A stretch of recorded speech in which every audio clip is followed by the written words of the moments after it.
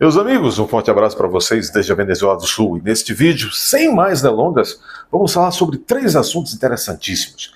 Vamos falar sobre o envio de um senador republicano, um senador dos Estados Unidos, enviado por Trump para bater um papo com o Geraldo Alckmin. Isso, o senador republicano, o senador estadunidense procura Geraldo Alckmin com um recadinho do Trump. Vamos falar também que o relatório da OEA, que desde ontem, dia 14, sexta-feira, quando a relatora especial saiu do Brasil, depois de ficar uma semana, está assombrando muito alguns ministros. O possível relatório pode ser devastador. E por fim, acho que três assuntos está de bom tamanho para nos divertirmos nessa tarde de sábado. Vamos falar também um pouco ainda sobre outras assombrações. O Lula, que vê e conversa com assombrações, está mais assombrado do que nunca. Ele e o seu séquito e a Jangita Peroba, com realmente os níveis de desaprovação apontados pela pesquisa Datafolha. Sem mais delongas, relatoria da OEA põe Alexandre de Moraes em alerta. Conjunto de fatores pode complicar a situação deste ministro do STF, diz aqui o Pleno.news. O ministro Alexandre de Moraes do Supremo Tribunal Federal está em alerta em razão da iminente produção do relatório sobre sua atuação judicante. O levantamento que envolve a conduta do ministro foi realizado durante recente visita do representante da Organização dos Estados Americanos, a OEA, o Pedro Vaca, que esteve no Brasil. Além de todas as denúncias colhidas contra Moraes pelo relator especial para a liberdade de expressão da Comissão Internacional de Direitos Humanos, a CID, há outro fator que gera enorme desconforto ao magistrado Moraes na hora de fazer as contas. Está fazendo contas o doutor Moraes. É que o principal financiador da OEA é justamente o governo dos Estados Unidos, sob o comando agora de Donald Trump. E tem mais alvos de duras decisões de Moraes, a exemplo de Elon Musk e de Jason Miller, ambos agora com muito poder no governo Trump. Estes podem virar o jogo em desfavor de Moraes. Fiel ao seu estilo, Trump já mostrou que veio para cortar trilhões de dólares que os Estados Unidos destinam a algumas organizações multilaterais. O comando da OEA assiste a essas decisões de Trump e sabe que se pisar na bola, diz aqui a matéria, perderá a maior parte do capital que financia a existência da OEA. Se o relatório desta visita de Pedro Vaca ao Brasil não for fidedigno à realidade brasileira, muito conhecida por Trump, inclusive essa realidade brasileira, a OEA comprará uma briga maior que sua capacidade de continuar existindo. A expectativa é de que a OEA não se furte de retratar a falta de liberdade de expressão que há no Brasil, muito menos o responsável por ela. Só neste ano, se tudo correr bem, a previsão é que o governo Trump destinasse 52 milhões de dólares à OEA. A temperatura do relatório produzido por Pedro Vaca pode ser traduzida, talvez, por suas impressões preliminares reveladas ao portal Metrópole, quando disse: estou impressionado com tudo que tenho ouvido e visto até agora. Meus amigos, a Mônica Bergamo também disse: os ministros estão tensos lá no STF, acham que o Pedro Vaca talvez não seja uma vaquinha que vá com eles. Talvez vá com Trump, o Pedro Vaca. Muito bem, agora a história do senador norte-americano, o senador norte-americano que aqui no Brasil visitou Alckmin e entregou a Alckmin um abraço mandado por Trump. Será o que isso significa? Sobretudo hoje, sábado, quando Elon Musk, por meio da sua plataforma X, convoca também as manifestações pelo impeachment do Lula, agora em início de março. Senador dos Estados Unidos visita Alckmin. Vou repetir, senador dos Estados Unidos visita Alckmin e diz que Trump, aspas, mandou um abraço. Está no portal Metrópole. Steve Daines, senador republicano dos Estados Unidos, se reuniu com o vice-presidente Geraldo Alckmin.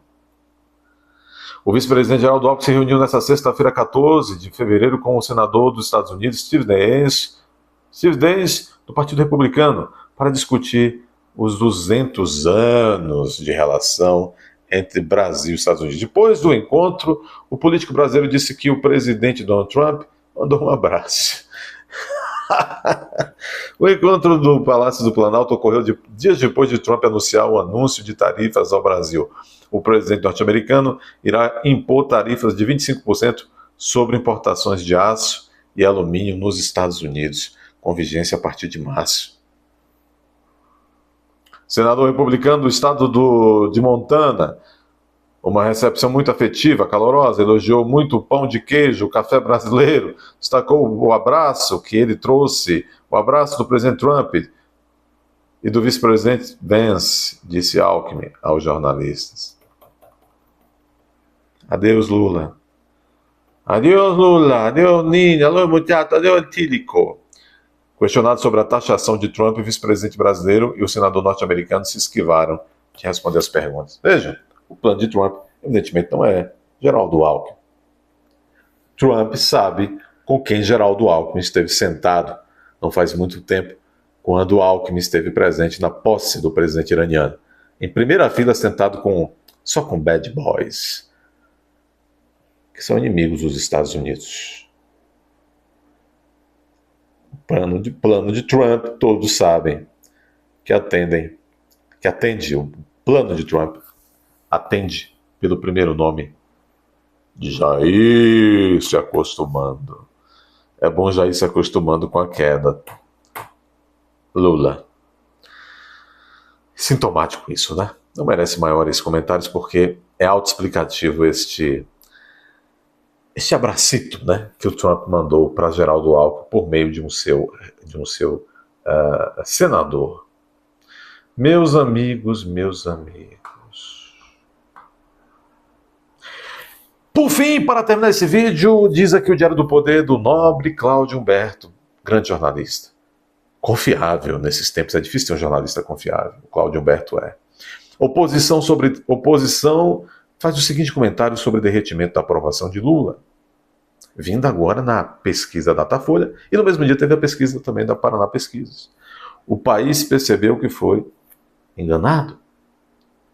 A oposição faz o seguinte diagnóstico quando se depara com essa queda vertiginosa da popularidade de Lula. Vejam, a pesquisa foi avassaladora. Membros do governo disseram que foi uma bomba atômica no colo do governo. A pesquisa dá conta que o Cachaça perdeu 15 pontos de aprovação. Apenas 24% das pessoas aprovam Cachaça. O nível de reprovação já excede há muito 50%. E o Lula perde apoio entre os mais pobres, entre os nordestinos, entre as mulheres e entre os lulistas e petistas. É ou não é? Então, qual o diagnóstico que a oposição faz disso? O país percebeu que foi enganado. E agora, dá resposta a Lula. Petista teve o pior índice de aprovação entre todas as gestões, os 3 desgovernos que ele fez até agora.